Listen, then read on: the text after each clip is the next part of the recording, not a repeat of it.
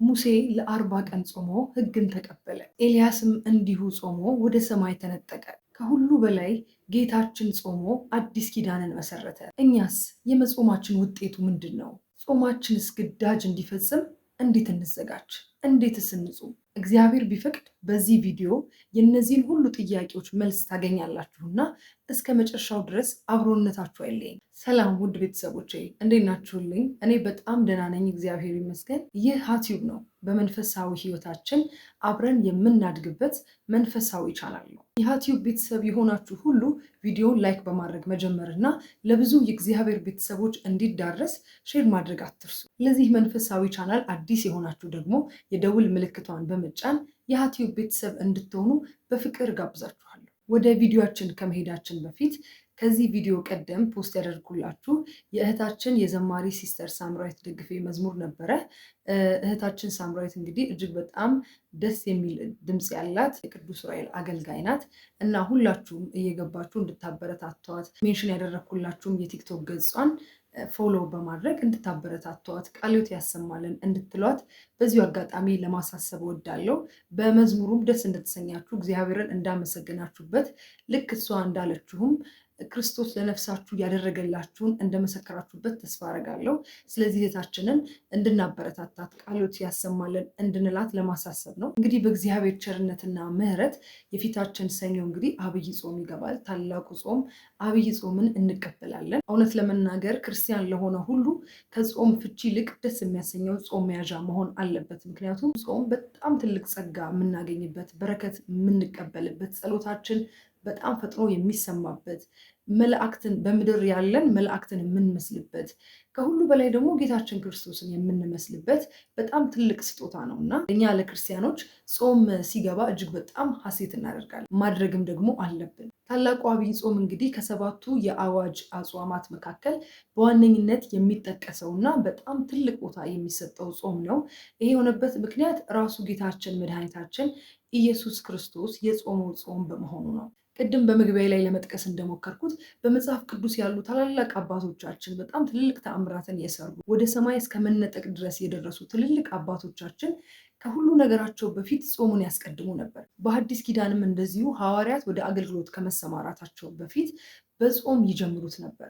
የትኛውም የመጽሐፍ ቅዱስ ክፍል ላይ ብትሄዱ ጾም የሁሉ ነገር መጀመሪያ፣ በተለይ ከእግዚአብሔር ለሆነ ነገር አገልግሎት ለመስጠት ቅድም እንዳልናቸው ብዙ ግዳጆች እንዲፈጽሙ ከፈለጉ ሁሉ ነገር በጾም ነበር የሚጀምሩት። ደግሞ በእርግጥም ጾማቸውን ፍሬ አፍርቶ ትልልቅ ነገሮችን ሲያደርጉ በመጽሐፍ ተመልክተናል። እኛ እንግዲህ እስከዛሬም እግዚአብሔር በሰጠን ዕድሜ አባቶቻችን መምህራን ባስተማሩን መሰረት ጾሙን ተቀብለን በየዓመቱ እንጾመዋለን። ግን የእውነት በምንጾማቸው ጾሞች የምንፈልገውን ፍሬ አፍርተናል ወይ? ማግኘት የሚገባንን በረከት ረድኤት አግኝተናል ወይ? ስለታወጀ ብቻ እንዲሁ በጋራ እየጾምን ነው ወይስ የምርም ከልባችን ለእግዚአብሔር ራሳችንን ሰጥተን ከጾም ጋር የሚሄዱ ነገሮችን አንድ ላይ በማስኬድ እግዚአብሔር ደስ የሚሰኝበት ጾም ነው እየጾምን የነበረው እስከዛሬ? ይሄ ሁላችንም ራሳችንን ከዚህ በፊት የጾምናቸውን ጾሞች እያስታወስን ራሳችንን እንድፈትሽና እንድንገመግም በማሰብ ነው ይህን ጥያቄ ያነሳሁት። ዛሬ ግን እግዚአብሔር ቢፈቅድ ጾማችን ፍሬ እንዲያፈራ፣ ግዳጅ እንዲፈጽም፣ በረከት ረድኤት እንዲያሰጠን፣ የትንሣኤውንም ብርሃን እንዲያሳየን፣ እኛም በሕይወታችን ትንሣኤ እንዲሆንልን፣ ከኃጢአት መነሳት ከበደል መነሳት እንዲሆንልን፣ በነፍስም በስጋም እንድንባረክ እንዴት ለዚህ ጾም እንዘጋጅ፣ እንዴት ጾሙን እንጹመው በሚል ርዕስ የተወሰኑ ነጥቦችን አነሳለሁ። እናንተም ሁሌ እንዳስለመዳችሁኝ ኮመንት ላይ የሁላችሁንም ሀሳብ ደግሞ ትሰጡኛላችሁ። እንግዲህ ቀደምት አባቶቻችን እንዳስተማሩን ጾም ዝም ብሎ የሚመለስ ነገር አይደለም። ይሄ ማለት ምን ማለት ነው? አንድ ሰው በስትክክል ጾሞ እግዚአብሔርን ደስ አሰኝቶ ሌሎች መንፈሳዊ ትሩፋቶችን ጨምሮ ከጾመ ውጤት እንደሚያገኝ፣ መልስ እንደሚያገኝ አባቶቻችንም አስተምረውናል። እኛም በራሳችን በተለያየ የህይወት መንገዳችን አይተነዋል። በዚህ የነነዌ ሰዎችን ተጠቃሽ ማድረግ እንችላለን። ምንም ስብከት ያልተሰበከላቸው ከዚህ በፊት እግዚአብሔርን የማያውቁ ሰዎች ሆነው በአንድ ስብከት ብቻ ተመልሰው ከልባቸው ጾመው እንኳን ሰዎች እንስሳትም ሕፃናትም ሁሉ ከምግብ ተከልክለው በጾም በጸሎት ጸንተው ሀገራቸውን ከጥፋት እንዳዳኑ እናውቃለን። ስለዚህ ጾም ዝም ብሎ የሚመለስ ነገር አይደለም፣ ወይም ያለ ውጤት የምናደርገው ነገር አይደለም። ጾም ሁልጊዜ ውጤት አለው፣ መልስ አለው። ስለሆነም እግዚአብሔር ቢፈቅድ አሁን ከፊታችን በመጣው በአብይ ጾም በረከትን እንድናገኝ ከክርስቶስ ትንሣኤም እንድንሳተፍ ጥያቄዎቻችን በሙሉ መልስ እንዲያገኙ የዘመናት እንባችን እንዲታበስ እግዚአብሔር ጋር አንድነትን እንድናገኝ ልክ እንደ አባቶቻችን ጾማችን ግዳጅ እንዲፈጽም እንዴት እንዘጋጅ፣ ምንስ ነገር በዚህ ጾም እናድርግ የሚሉትን ወደ 5 የሚሆኑ ነጥቦችን ሼር አደርጋችኋለሁ። ስለዚህ ከአብይ ጾም አስቀድመን ልናደርግ የሚገባው የመጀመሪያው ነገር ንስሐ መግባት ነው። መቼም ስለ ንስሐ ከ3 ከ4 ጊዜ በላይ ቪዲዮ ሰርቼ ይሆናል። እናንተም እጅግ በጣም ብዙ ቪዲዮዎችን አይታችሁ ሊሆን ይችላል። በተደጋጋሚ የሚነገረን ክርስቶስን ብዙ ጊዜ ስለ ንስሐ ያስተማረን ከእግዚአብሔር ጋር ለመታረቅ ብቸኛው መንገድ ስለሆነ ነው። ጾምንም ከመጀመራችን በፊት ያለብንን ኃጢአት ሁሉ በካህን ፊት ተናዘን ንጹህ ሆነን ራሳችንን ለጾም ለጸሎት አዘጋጅተን አብይ ጾምን ብንጀምር የምርም የማይመለስልን ጥያቄ የማይታበስልን እንባ አይኖርም። አሁን ለምሳሌ ሰርግ ቤት ስንሄድ እጅግ በጣም ተጠንቅቀን ንጹህ ልብስ ለብሰን ገላችንን ታጥበን ሁሉ ነገራችን ንጹህ ሆኖ አይደለም የምንሄደው። ልክ ጾምም እንደዛ አይደለች? ጾምም ራሷ እንደ ሙሽሪት ናት እና ጾምን ስንቀበላት እጅግ በጣም ንጹህ ሆነን ራሳችንን አዘጋጅተን አስባችሁታል? ንስሐ ስትገቡ ኃጢአታችን ሁሉ ይሰረይልናል አይደለ? እንደ ዛሬ እንደተወለደ ሕፃን ልጅ ነው የምንሆነው። ልክ እንደዛ ሆነን ያን ጾም ስንቀበለው ግዳጅ የማይፈጽምበት ጥያቄያችን የማይመለስበት ምንም ምክንያት አይኖርም። ስለሆነም የመጀመሪያው ነገር ሁላችንም በያለንበት አጥቢያ ንስሐ መግባት ነው። ብዙ ጊዜ ከንስሐ ጋር ተይዞ ብዙ ጥያቄዎች ይነሳሉ። አንዳንድ ሰው ሩቅ ቦታ ብገባስ፣ ገዳም ብገባስ ይላል። ንስሐ አባቶቻችን በተቻለ አቅም አቅራቢያችን ቢሆኑ ቤተክርስቲያን ትመክራለች። ቶሎ ቶሎ ለመመላለስ ቶሎ ቶሎ ለማግኘት እና ከነፍስ ቁስላችን ቶሎ ለመታከም የንስሐ አባቶቻችን በአቅራቢያችን ቢሆኑ በጣም ይመከራል። ስለሆነም ይህን ታላቅ ጾም ፍሬ እንድናፈራበት ከፈለግን በንስሐ እንቀበለው። ይሄ ጾሙ ከመግባት በፊት ልናደርገው የሚገባን የመጀመሪያው ነገር ነው። ሁለተኛው ነገር ደግሞ የበደልናቸውን ሰዎች ይቅርታ መጠየቅና የበደሉን ሰዎች ይቅርታ ማድረግ ነው። እንግዲህ እኛ ክርስቲያኖች ነን አይደለ? ክርስቲያን የተባልነው ደግሞ በራሱ በኢየሱስ ክርስቶስ ነው። እሱ አባታችን ነው አይደለ? ልጅ ደግሞ አባቱን ይመስላል። ክርስቶስ አይደለም በሰላሙ ጊዜ እየሰቀሉት ይቅርታ ያደረገ አምላክ ነው። እኛ ደግሞ እሱ አባታችን ነው ካልን እሱን ነው ልንመስለው የሚገባው። ስለሆነም እሱ ተቸንክሮ ይቅርታ አድርጎ ሳለ እኛ በጣም በትንሽ የምትታለፍ ነገርን ይቅርታ ማድረግ ካቃተን እንዴት አባታችሁ ነው ብለን ልንጠራው እንችላለን? ስለሆነም በዚህ አብይ ጾም ክርስቶስ የጾመውን ጾም በትህትና ለመጾም ክብር ለማግኘት ከፈለግን ይቅርታ ልናደርግ ይገባናል። የእውነት ይቅርታ ከምናስበው በላይ እረፍት የምናገኝበት ነገር ነው። ለምን ተሸክመን እንዞራለን? ያን ሰው እውነት ሸክም እኮ ነው አይደለ? ይቅርታ ግን ልብን ያሳርፋል፣ አእምሮን ያሳርፋል። የምርም እግዚአብሔርን የመምሰልን ጸጋ ይሰጣል። እግዚአብሔር በዚህ ምን ያህል ደስ ሊሰኝ እንደሚችል እናስበው። ለእኛ ብሎ አሁን የሚቀጥሉትን ሕማማቱን የምናስበው ለእኛ ብሎ የከፈለውን ዋጋ አይደለ? ስለዚህ እሱ ለእኛ ብሎ ያን ሁሉ ዋጋ ከፍሎ እኛ ወዳጃችን ይቅርታ ብንጠይቅ ይቅርታ ብናደርግ ምን አለ? በጣም የሚያስገርመኝ መጽሐፍ ቅዱስ ላይ ያለ አንድ ነገር አለና ወዳጆቻችሁን ብትወዱ የሚወዷችሁን ሰዎች ብትወዱ ከአሕዛብ በምን ተለያችሁ? ምን ትርፍ አገኛችሁ? እናንተ ግን የክርስቶስ ልጆች የምትባሉት ጠላቶቻችሁን ስትወዱ ነው ተብለናል። አስቡት እስኪ።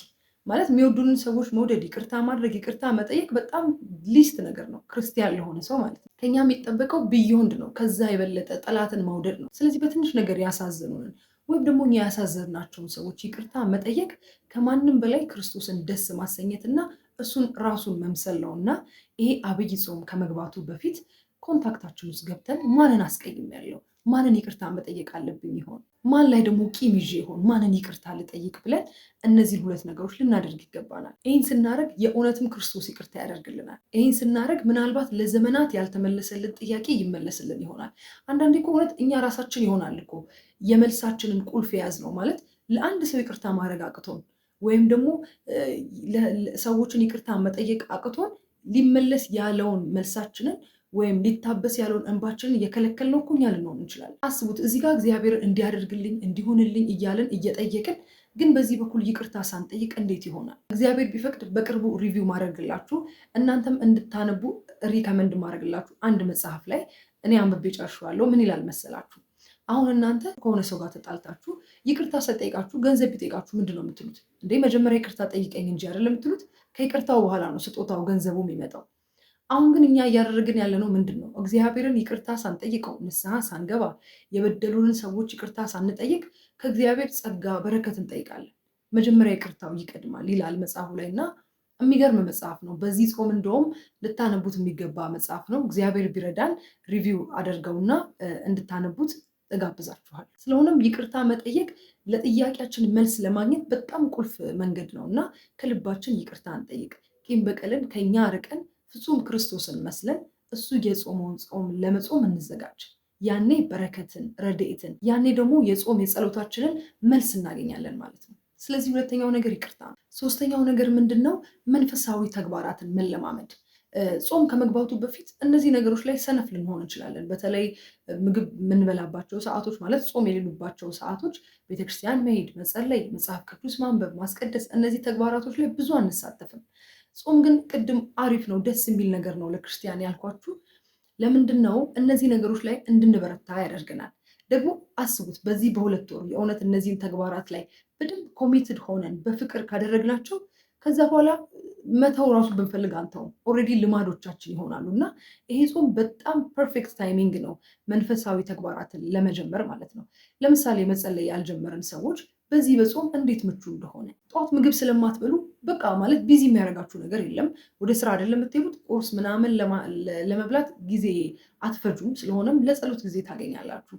መጽሐፍ ቅዱስ ለማንበብ አንድ ምዕራፍን ብትሆን ስራ ከመሄዳችሁ በፊት አንድ ምዕራፍ መጽሐፍ ቅዱስ ማንበብ። ሌላው ደግሞ በመንገዳችሁ ላይ ስትሄዱ ምጽዋት መመጽወት። በጣም ብዙ ክርስቲያኖች የምንቸገረው ነገር ይሄ ነው ብዬ አስባለሁ። ማለት እኔ ራሴን ጨምሮ ራሴን በጣም ስለምታዘበው ነው በዚህ ጉዳይ እና በጣም ብዙ ምክንያቶችን እደረድራለሁ ላለመመጽወት ማለት ነው። ዝርዝር የለኝም፣ በጣም ቸኩያለሁ፣ በቃ በጣም ብዙ ምክንያቶች። ግን እግዚአብሔር አሁን እንደዛ ቢለን አስባችሁታል? ማለት እግዚአብሔርን እየለመንነው ነው አይደል? እኛም ራሳችን ተመጽዋች ነን አይደለ? ስለዚህ እኛ ለመመጽወት የምንደረድራቸውን ምክንያቶች እግዚአብሔር በእኛ እንዲደረድርብን እናደርጋለን። እና አንዳንዴ ራሴን እንደዛ አስባለሁ። ምሰጠውም ምክንያት አንዳንዴ ደግሞ ወይ መጥቶ ካልጠየቀኝ እላለሁ። እግዚአብሔር ያው እንደ ሰው አይደለም፣ ግን የዘራነውን አይደለም የምናጭደው እና ሁልጊዜ ይፈትነኛል ይሄ ነገር። በቃ ወይ ዝርዝር የለኝም ወይ በቃ ሰንፋለሁ ምናምን እና ራሴን ከእግዚአብሔር ጋር ያለኝን ሪሌሽን በዛ አየዋለሁ። እኔም እኮ እንደዚህ ነኝ፣ በቃ እኔም ተመጽዋች ነኝ፣ እኔም ለማኝ ነኝ እና በቃ እንደዚህ አይደለም ማስቸግረው እግዚአብሔርን እላለው ራሴን። እና በተቻለን መጠን ምጽዋትን እንልመድ። በዛ ሰው ውስጥ ራሳችንን እንየው። ምክንያቱም ያ ሰው ማለት እኛ ነን በእግዚአብሔር ፊት። ነገ ደግሞ የት እንደምንወድቅ አናቅም ፍጻሜያችንን እና በተቻለን መጠን ምጽዋት ላይ እንበርታ። በዚህ ጾም ችግር የለም፣ ዝርዝር እናስቀምጥ። ጧት ተነስተን ዝርዝር ቦርሳችን ውስጥ እናስቀምጥና እንስጥ። የቻለውን ነገር እንስጥ። ዞሮ እኮ ለራሳችን ነው አይደለ? መስጠት መቀበል ስለሆነ ማለት ነው። በዚህ ደግሞ ክርስቶስን ነው የምንመስለው፣ እሱ ሁልጊዜም ሰጪ ስለሆነ። ሌላው ደግሞ በየቀኑ ቤተክርስቲያን መሄድ። ከነዚህ መንፈሳዊ ተግባራት አንዱ በየቀኑ ቤተክርስቲያን መሄድ። ጠዋት ወደ ስራ ስትሄዱ መንገድ ላይ ቤተክርስቲያን ካለ ወረድ ብላችሁ ተሳልማችሁ ሰላም ለኪ ብላችሁ አቡነ ዘበሰማያት ደግማችሁ መውጣት። ጠዋት ካልቻላችሁ ማታ፣ በቻላችሁት አቅም ቢያንስ በቀን አንድ ጊዜ ቤተክርስቲያን መሄድ። ይህ ምን ያደርግናል? ቤተክርስቲያን የመንፈስ ቅዱስ ማደሪያ አይደለች?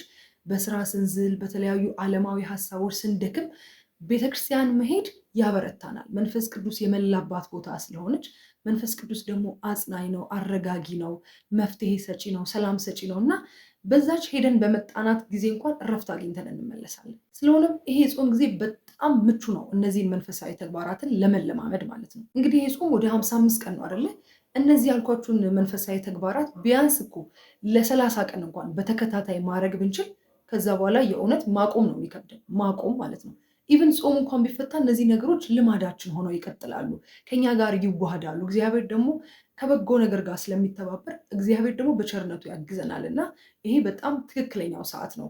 የምትፈልጉትን መንፈሳዊ ምግባር በትንሹ ለመጀመር ትክክለኛው ሰዓት ነው። ከዚህ ውጭ በዚህ በታላቁ ጾም በአብይ ጾም ማድረግ ያለብን ነገር መንፈሳዊ መጽሐፍትን ማንበብ ነው። አሁን እንደውም እግዚአብሔር ይመስገን መጽሐፍ ማንበብ ላይ ያለን ነገር በጣም እየተስተካከለ ነው።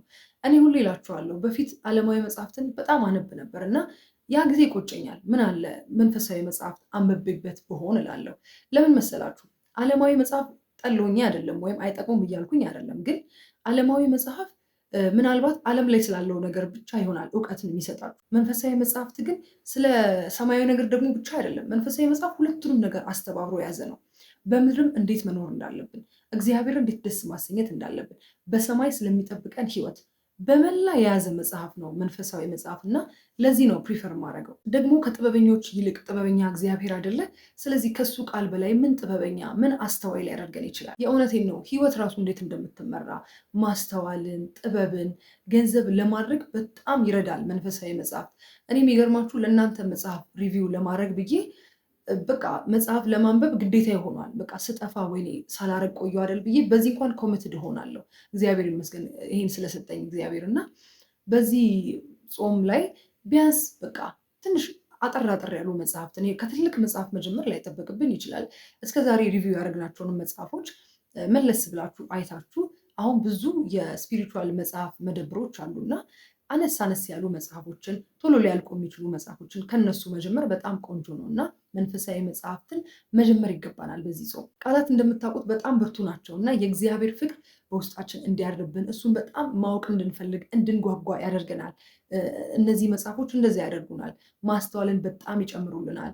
በህይወት ራሱ እንዴት ሰርቫይቭ ማድረግ እንዳለብን መንፈሳዊውን ከዓለማዊ ጋር እንዴት አስታርቀን መሄድ እንዳለብን ሁሉ አቅጣጫ ስለሚሰጡን በዚህ በአብይ ጾም ልታደርጉት ከሚገቡት ነገሮች መካከል መንፈሳዊ መጽሐፍ ማንበብ ነው። እግዚአብሔር ቢፈቅድ የመጀመሪያውን እኔ ሪከመንድ አረግላችኋለሁ። በቅርቡ በዚህ ሳምንት ሪከመንድ አረግላችኋለሁ። በጣም ትንሽ ፔጅ ናት፣ ግን በጣም ብዙ ጥበብን የያዘች መጽሐፍ ናት። እሷን ሪከመንድ አረግላችኋለሁ። ቲክቶክም ላይ ቪዲዮ ሰራላችኋለሁ። ግን ደግሞ ቤታችሁ ካለው መጽሐፍ መጀመር ትችላላችሁ። አንዳንዴ የሆነ ለራሳችን ኤክስኪውዝ እንሰጣለን አይደል? ገና አሁን መጽሐፍ ገዝቼ ገና ከሰው ምናምን አትበሉ። ቤታችሁ ካለው አንድ መጽሐፍ ጀምሩ። ከዛ ያ መጽሐፍ ሌላ መጽሐፍ እንድትፈልጉ ራሱ ያደርጋችኋል። እና ደግሞ አንድ ቀን መድባችሁ ብዙ ነገር ለመግዛት ብዙ ሰክሪፋይ እናደርግ የለ። ስለዚህ አንድ ቀን ትመድቡና የተወሰኑ መጽሐፍ 1 2 3 መጽሐፍ ገዝታችሁ በትንሹ ሳታበዙ 1 ፔጅ 2 ፔጅ እያላችሁ በፕሮግረስ የመንፈሳዊ መጽሐፍት ማንበብን ልምምድ ማድረግ ትችላላችሁ። የመጨረሻው በዚህ በአብይ ጾም ልናደርገው የሚገባ ነገር ብዬ ማስበው ምንድን ነው? በየቀኑ ራሳችንን መገምገም ነው። አንድ ጊዜ አባ ገብረ ኪዳን ያሉት ነገር በጣም አስገርሞኛል። ምንድነው ያም ነገር? አሁን በዓለም ላይ ምንድነው የሚባለው? ጆርናል ነው የሚባለው። ሰው የቀን ውሎውን ምናምን ማታ ይጽፋል ምናምን። በመንፈሳዊ ነገር ደግሞ ቁጭ ብለን ማታ ላይ ቀን ውሏችንን ማንን ነው ደስ ሳሰኘው ያልኩት? እግዚአብሔርን ነው ሰይጣንን ነው? ለማን ስታዘዝ ነው ያልኩት? ማንን ሳከብር ነው ያዋልኩት? ብለን ራሳችንን መገምገም። በመጽሐፍም እየጻፍንም ሊሆን ይችላል፣ እንዲሁ ጋደም ብለን ከጸሎት በኋላም በአይምሯችን ሊሆን ይችላል። ቀኑን ሙሉ ለራሳችን ሪፖርት ማድረግ ከጠዋት ጀምሮ እስቲ ማንን ስመስል ነው ያልኩት? አባቴን እግዚአብሔርን ነው ወይስ ጠላቴ ዲያብሎስን ስመስል ነው ያልኩት? በቃ ማን በእኔ ህይወት ተገለጠ? ማን ተመሰገነ? ማን ደስ ተሰኘብኝ? እግዚአብሔር ወይስ ሰይጣን? እያለን ቀን ውሏችንን መገምገም። ይሄ ነገር በጣም ይረዳናል። በጣም በሚያስገርም ሁኔታ ከትንሽ ጊዜያት በፊት ጀምሬው በጣም ነው ደስ የሚለው። ለምን መሰላችሁ? ድክመቶቻችሁን በጣም ታዩበታላችሁ። በጣም በተደጋጋሚ የምትወድቁበትን ኃጢአት ትረዱታላችሁ። ስለሆነም ከዛ ለመጠበቅ ትጥራላችሁ። እግዚአብሔርንም ደግሞ በጸሎት ትጠይቃላችሁ። ደግሞ በፐርሰንት ስታስቀምጡት ማንን መስላችሁ እንደኋላችሁ ማወቅ በቃ ከእግዚአብሔር ጋር ያላችሁን ሪሌሽን በጣም እያጠበቀው ይመጣል። ወደ እሱ እየቀረባችሁ እንደሆነ ይሰማችኋል። በዚህም ደግሞ እግዚአብሔር ደስ ይሰኛል እና በየቀኑ ውሏችሁን ገምግሙ። ማታ አረፍ ስትሉ በጽሁፍ ቢሆን ደግሞ በጣም ይመከራል። መጽሐፍ በጣም ጥሩ ነገር ነው እና ስታነቡትም ትረዱታላችሁ። የራሳችሁን ባህሪ ታውቁበታላችሁ።